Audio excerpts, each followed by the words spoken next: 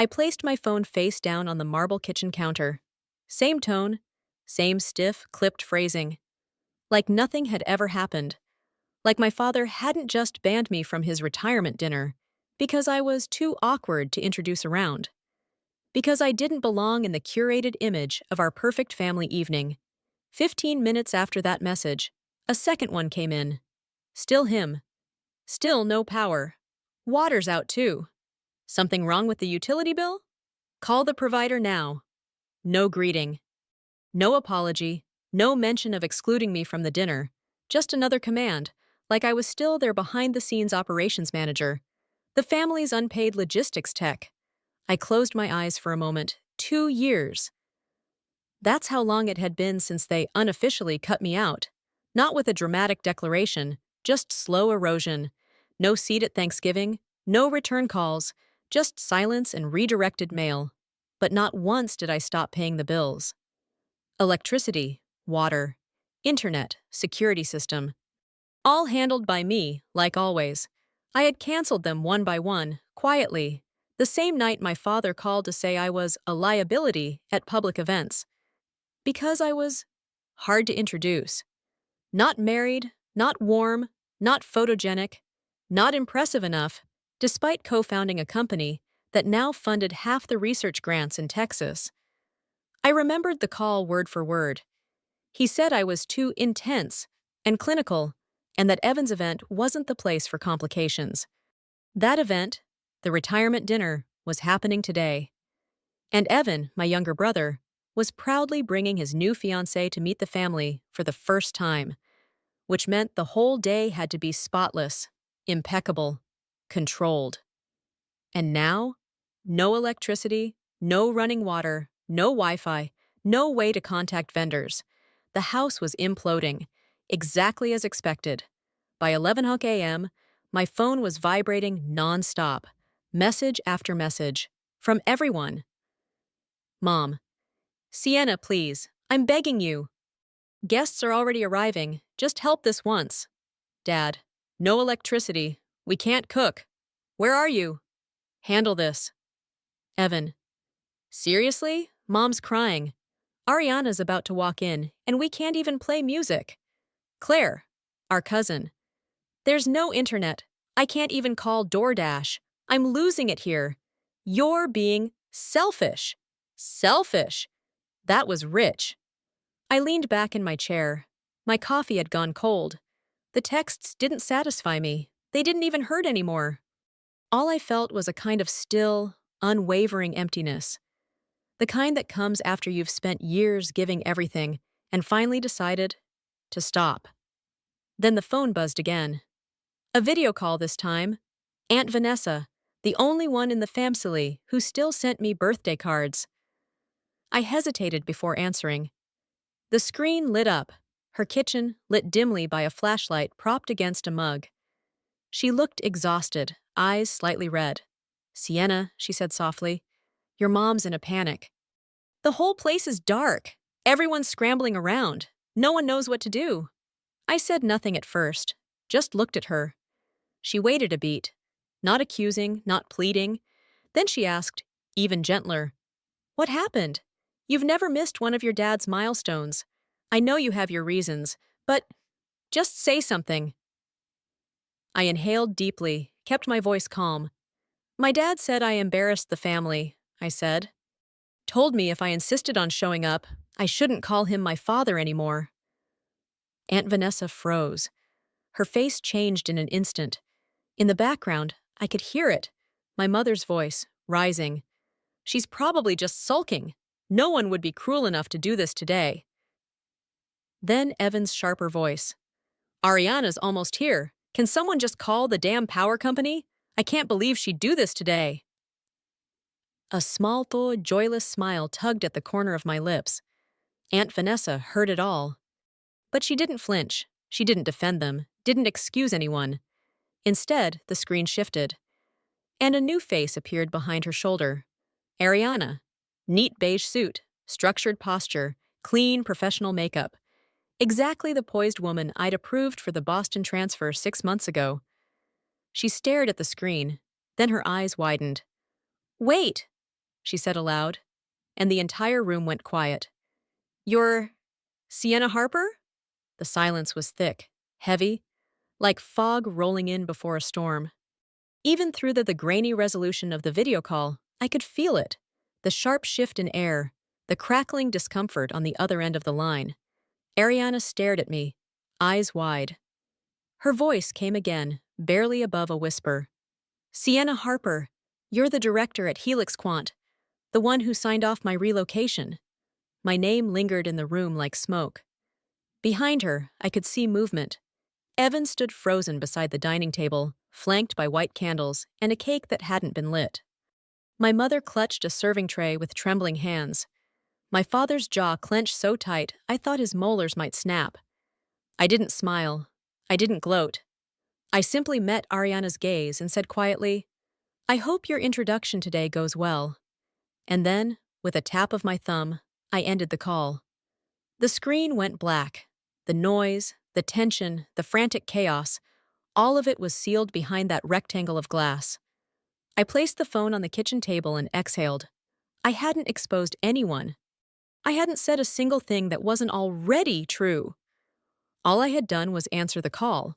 The truth had walked in on its own, wearing nude heels and a fitted blazer, and delivered the introduction my family had spent years trying to avoid. And that's the part that hit me the hardest. I didn't feel victorious. I felt nothing. Not spite, not triumph, just a strange, weightless stillness, like an ache finally numbed after so many winters of silence. Outside my window, the Austin sky was layered with thick clouds, the kind that blur the sun and hold back the rain. The afternoon light was pale, quiet, uncertain. And I knew, somewhere in that grand house across town, there was panic. There were questions. There were eyes darting, mouths half open, trying to piece together what just happened. Maybe someone was asking, wait, she's what now? Maybe Evan had already pulled Ariana aside. Maybe my mother was saying, you must have been mistaken. That's just Sienna. She works in logistics or something. But it wouldn't matter, because Ariana had recognized me, not from family photos, but from Forbes. And because in that one accidental moment, my entire family's carefully curated illusion, the one where I was the forgettable, awkward daughter, shattered on its own. I didn't need to say a word. They saw me, and there was no unseeing it now. About half an hour later, my phone buzzed again. I knew who it was before I looked. Evan. You let that happen on purpose. You just sat there and let her humiliate us. You could have said something. You could have stopped it. I read it twice, then 3 times, let it sit on the screen like a stain that refused to fade. I stood up, stretched my arms, made myself a cup of tea, chamomile with honey, just the way I liked. The steam rose gently, curling around my face like warmth after a long walk through cold air. Then I typed my reply. I didn't say a word. I didn't call myself your fiancé's boss. I didn't ask for the call. If a single truth was enough to break the illusion, maybe it was never strong to begin with. I hit send, no delay, no overthinking. And for the first time in a long time, I didn't feel the need to explain myself further. I didn't feel the need to soothe him or to repackage the truth in something easier to swallow. Because some truths don't need framing, they just need to be seen. That night, around 9:30, a new email arrived in my inbox.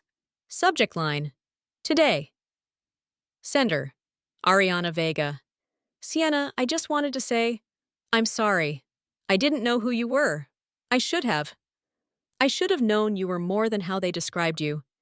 I feel so ashamed. Not because of you, but because I believed their version of you. You didn't say a word, and yet you said everything. With respect. I closed my laptop and stared at the ceiling. No music, no Netflix, no distractions. I wasn't angry. I wasn't happy. But I felt seen. And after so many years of being invisible in the one place that should have made me feel safe, that was more than enough. The next morning, the sky was still a dull smear of gray, but I didn't mind. I had always liked quiet mornings, when the world still whispered instead of shouted. I brewed my coffee, opened the blinds just a little, and sat down at my kitchen table. For a second, I considered not checking my messages. But old habits die hard. And there it was. Another message from Evan. You knew all along, didn't you? You let it happen, right during the party. Mom cried all night. Ariana's not speaking to me. Don't you think that was cruel, Sienna? Cruel. That word again. It used to sting. Not anymore. I let the message sit unread for 20 minutes while I cleaned the sink, rearranged the books on my shelf, and let the kettle boil even though I didn't need more tea. When I finally sat down to respond, my fingers didn't hesitate. You say I was cruel, but I was just at home. I didn't call her boss. I didn't bring my title into your living room. If one truth was enough to unravel everything, maybe what you had wasn't real to begin with. I hit send and left my phone on the couch. For the first time in years, I didn't feel the urge to follow up or soften my words. I didn't reread the message, worried I might have come off too cold. I didn't second-guess myself. Because this time, I wasn't trying to fix anything. At around 10:45 a.m., as I reviewed vendor contracts from our new European expansion project, a soft chime sounded from my inbox. Subject, apology and goodbye. Sender, Ariana Vega. I clicked. Sienna, I couldn't sleep last night. I kept thinking about everything. It probably shouldn't have happened in front of all those people. But strangely, I'm grateful that it did. Because now I see it clearly. I'm not ashamed that you're Evan's sister. I'm ashamed I didn't see your family for what it was sooner. I can't stay in a relationship where respect is missing. For you, for others, for me. I ended things with Evan this morning. And for what it's worth, I respect the way you stayed silent yesterday. That kind of grace is rare. Thank you, Ariana.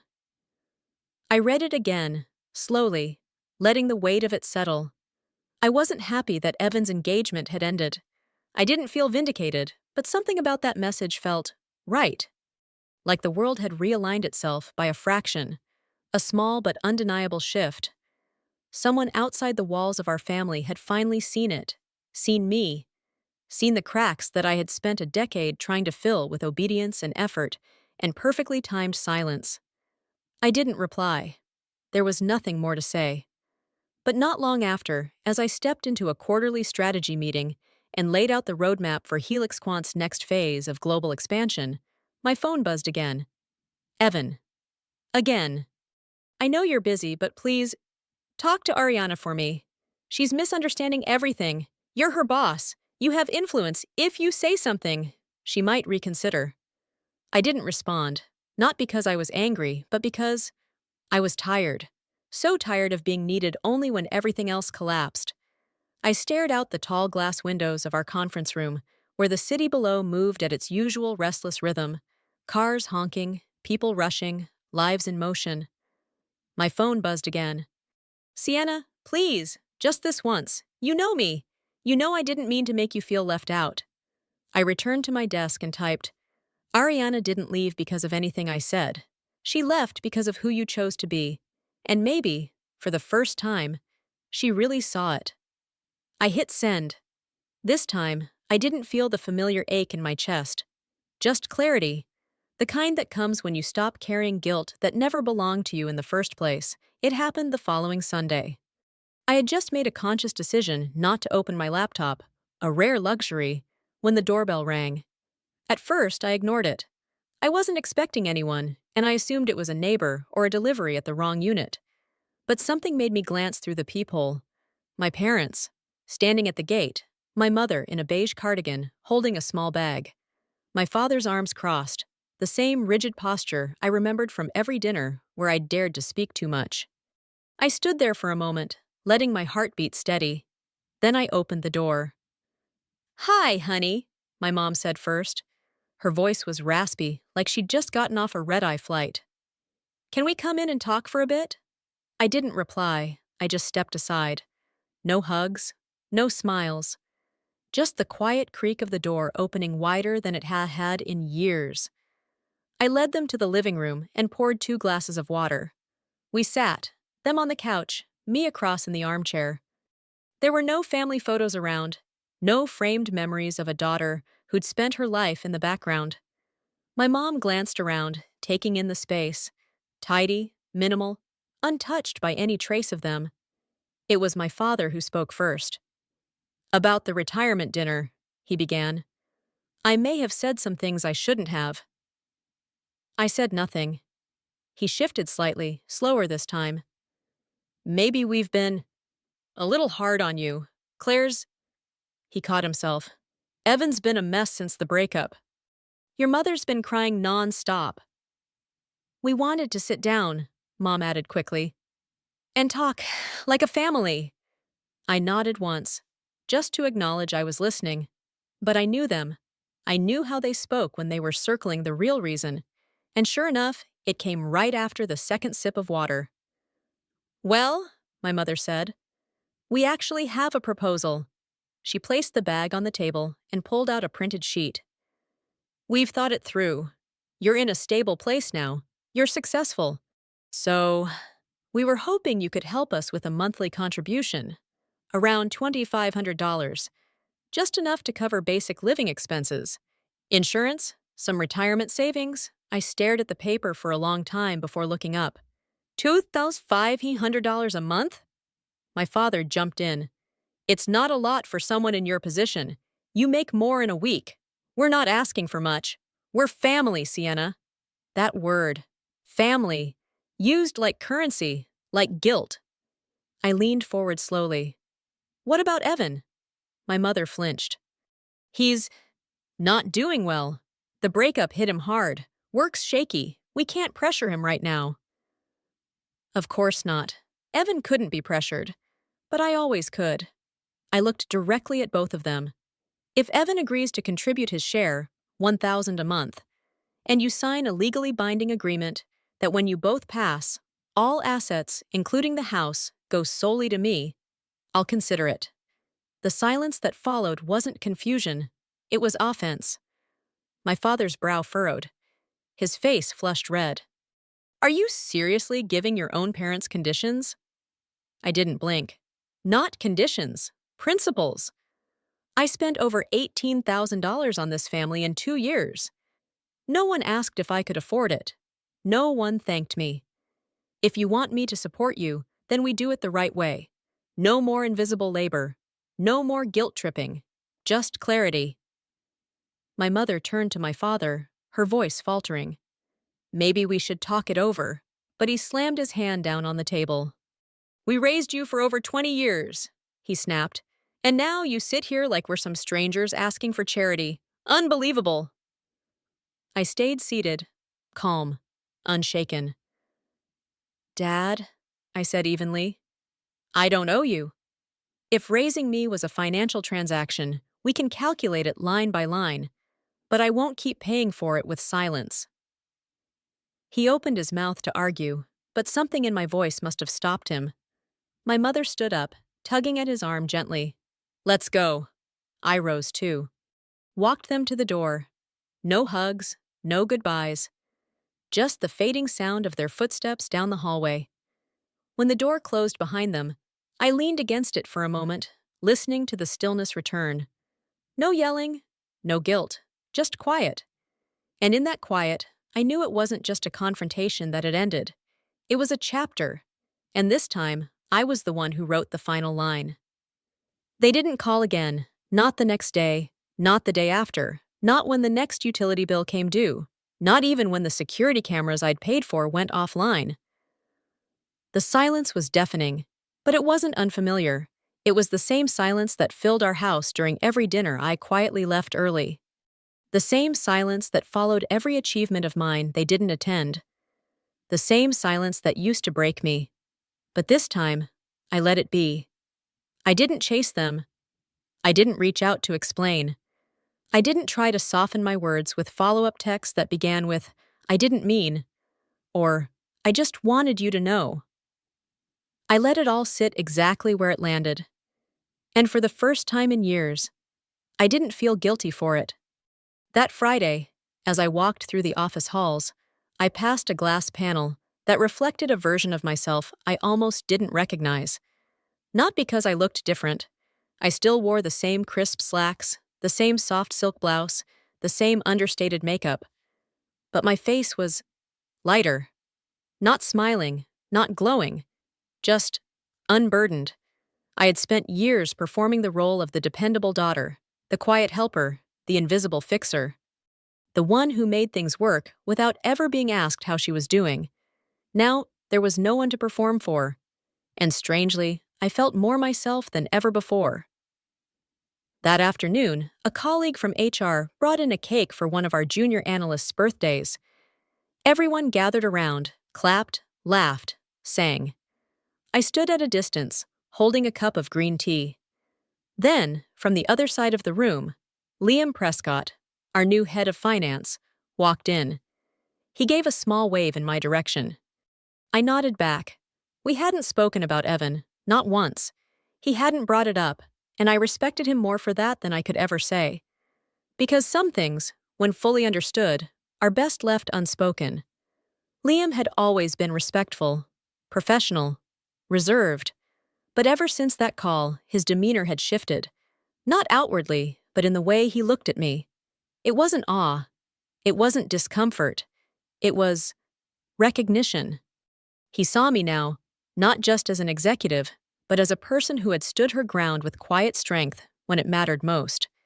And in a room full of laughter and frosting, I realized something that made my throat tighten unexpectedly. I wasn't invisible anymore. Not to him, not to the people who mattered, and, for the first time, not even to myself. That night, I opened my closet and pulled down a small wooden box I hadn't touched in years. Inside, old cards, school awards, a photo of me and Evan at the beach when we were kids. I held it in my hands for a moment. I wasn't angry at the girl in that photo anymore. I used to blame her for being too quiet, too desperate to please, too afraid to speak.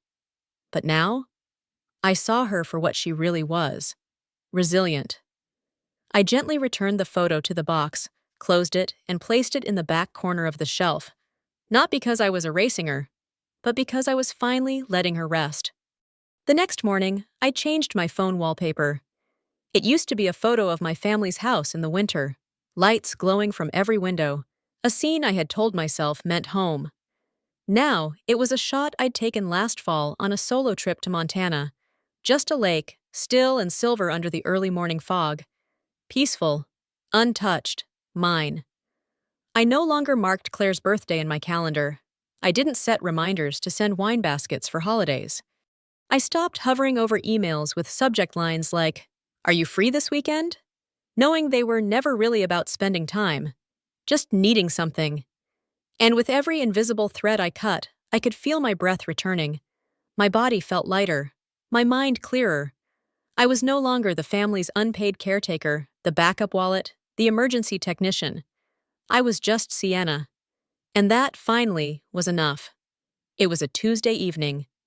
Late enough that the city had quieted, but early enough that the building lights still flickered across the skyline. I had just finished signing off on a multi-phase R&D proposal when the intercom buzzed. I wasn't expecting anyone. I glanced at the screen. Visitor, Harold and Elaine Harper. I stared at the names for a long moment. Then, without a word, I pressed the unlock button. When they stepped into the apartment, the atmosphere shifted like a pressure drop before a storm. My mother looked thinner, paler. Her eyes didn't meet mine. My father? He was calm. Too calm. "We won't take much of your time," he said. "Just want to talk." I gestured to the living room. "Go ahead." No tea this time, no small talk. My father placed a folder on the coffee table. "We've been thinking about what you said, about structure, about clarity." He paused, looking at me carefully. "We're willing to sign an agreement about the inheritance. You'll be the sole beneficiary, the house, the land, everything." I didn't say anything. I waited. My mother finally spoke. "But we'd need the support to start immediately. 2,000 a month, beginning this week." There it was. Not a truce, not an apology, just a transaction disguised as compromise. I leaned back. "And Evan?" "He's not in a position to contribute," my mother replied quickly. "His work is unstable, and after the breakup, he's..." Vulnerable, my father finished. I laughed once, quietly, not bitter, not loud, just enough to acknowledge the absurdity of it. So once again, I'm the fallback plan. No, my mother said, her voice rising slightly. You're the one who can handle it. You've always been the strong one. I looked at them, not as parents, but as people who had spent years rewriting the story of who I was to fit the roles they needed me to play. Strong, capable, reliable, never hurt, never exhausted, never worthy of care, only capable of giving it. I stood up and walked to the window, watching as the city glowed below. Then I turned and said, "No." My father's eyebrows lifted. "Excuse me?" I said no, I repeated calmly. No monthly payments, no deals, no fallback roles. The contract you proposed won't be signed, because this time, I'm not rescuing anyone. But, my mother began, her voice cracking. You don't get to discard me, then ask me to carry you, I said softly. And I won't mortgage my peace to patch holes in a family that only remembers me when things fall apart. My father stood up sharply. So that's it? You're going to let us struggle when you have more than enough? No, I said. I'm going to let you be accountable for your own choices. For once. There was a long pause. Then my father said with finality, You've changed. I met his eyes. No, I said. I stopped pretending. They didn't argue after that. There was nothing left to argue. They picked up the folder.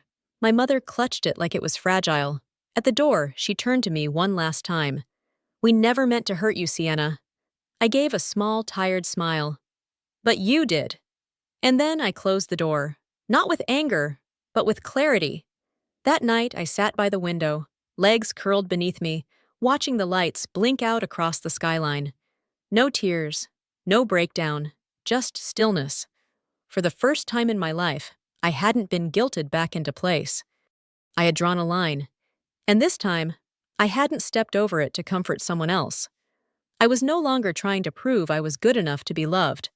I was no longer waiting for anyone to realize I mattered. I knew I did. And the quiet that followed wasn't loneliness. It was freedom. In the weeks that followed, there were no calls, no messages, no emails with guilt-laced subject lines like, "We didn't mean it that way," or, "Just one last thing." The silence didn't ache anymore. It didn't echo like an empty hallway begging to be filled. It felt like peace, like finally being able to hear your own breath again after years of holding it in. At work, I returned to the rhythm I knew best: clarity, structure, momentum. Our firm had just secured a multi-year partnership with a top-tier genetics institute overseas. I was overseeing the integration phase, and with it came late nights, jet-lagged Zoom calls, and strategy decks with moving timelines. But I loved it. Not because it distracted me from my personal life, but because it reminded me of who I truly was outside the roles others had tried to assign me. Precise, calm, unshakable. Not the hard-to-introduce daughter. Not the one always too serious. Not the backup solution. Just me. One Thursday morning, I was early to the office. I liked the stillness before the team arrived. The echo of my heels in the hallway, the scent of fresh coffee lingering in the air. As I settled into my chair, a knock came at the glass door. Liam. He held a folder in one hand, a subtle crease on his forehead. Got a sec? I nodded. He stepped in and sat across from me, setting down the folder. It was the quarterly investment analysis, neatly tabbed, color-coded, just like I'd taught him in his first month. But he didn't open it right away. Instead, he looked at me and said quietly, I know we don't talk about what happened, but I just want you to know I think about it. A lot. I didn't speak, I just listened. What you did, he continued, how you carried yourself that day, it stuck with me. Most people either explode or disappear. But you didn't do either. You just let the truth speak. And honestly, it changed how I see leadership. I met his eyes, steady and sincere. Thank you, I said. That means more than you know. We didn't say anything else about it. He handed me the report and returned to his office. But something shifted in that moment, something subtle and powerful, because in all those years of trying to prove my worth to people who never saw me, here, someone did. And they didn't need to be related to me to respect me. That evening, I left the office late and wandered into a small coffee shop near the river. One I used to go to in my 20s, back when I thought success would finally buy me acceptance. I sat by the window with a hot latte in my hands and stared at the dark water moving beneath the bridge. On the wall above the counter was a carved wooden sign I'd never noticed before. It read, "Home is not always a place. Sometimes it's a choice." I smiled, because I had finally made that choice. Not by buying a house, not by hosting perfect dinners, but by saying no when it mattered, by walking away without slamming the door, by letting silence become a boundary. Not a punishment. Later that night, I opened my email and found a short message from Aunt Vanessa. "Just wanted you to know I'm proud of you. I always have been. Also, your mom called. She's still upset, but I think, deep down, she finally realizes you're not coming back just to fix things anymore." I leaned back in my chair, rereading the last line. No, I wasn't. I wasn't coming back to smooth things over. I wasn't the emergency button. I wasn't the Band-Aid. I was the daughter they never really understood until it was too late to use her again. And the truth was, I didn't need understanding anymore. I needed freedom. And now, finally, I had it. It had been almost 3 months since the dinner I didn't attend. The dinner where my family introduced the new version of themselves, without me. The dinner that ended in flickering candles, a ruined cake, and an unspoken truth broadcast through a phone screen. They hadn't reached out since the visit. No calls, no messages, no requests. And I hadn't reached out either. It wasn't punishment. It was a choice, a quiet, steady choice, to no longer step into rooms that required me to shrink, to no longer accept invitations that came with conditions, to no longer hold space for people who only remembered I existed when something needed fixing. That Sunday, I drove out of the city. No destination. Just me, the open road, and a playlist I hadn't listened to in years. It was full of old songs at TA, the kind I used to play in my cramped apartment during my startup days. Back when no one believed in the company, and even fewer believed in me. Back when my family still thought I was wasting my potential because I didn't follow Evan into law or finance or something easier to brag about at dinner parties. One track came on, a quiet acoustic melody I'd played on loop the night I signed my first investor agreement. I pulled over. There was a lake nearby. Still, mirror-like, the kind of place where time seemed to pause just long enough to let you catch your breath. I stepped out of the car and stood at the edge of the water. No phone, no emails, no title, no responsibilities, just me. And I realized something. For the first time in my life, I didn't feel the need to explain who I was to anyone. Not to my father, who once told me I was hard to be proud of. Not to my mother, who cried when I said I wasn't coming back for holidays. Not to Evan, who still believed I had orchestrated the collapse of his engagement. I had spent years trying to be palatable, polished, easier to love. But now, I didn't need to be loved by the people who only saw me as useful when convenient. I needed to be whole.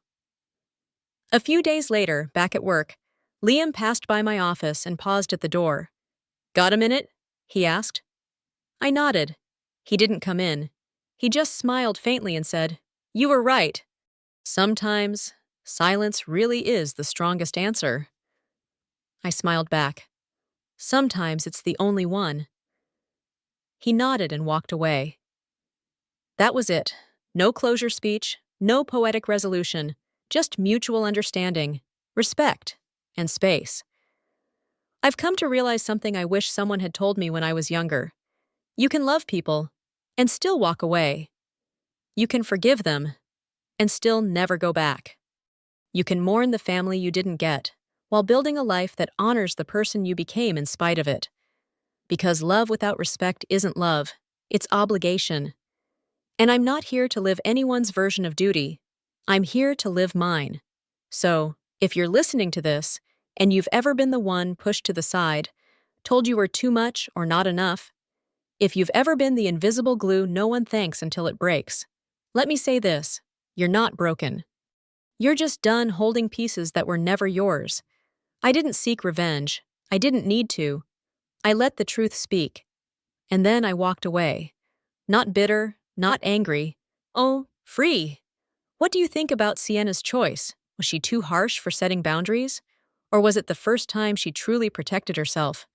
Let us know your favorite moment in the comments, because sometimes the story you share might be exactly what someone else needs to finally step into their own peace.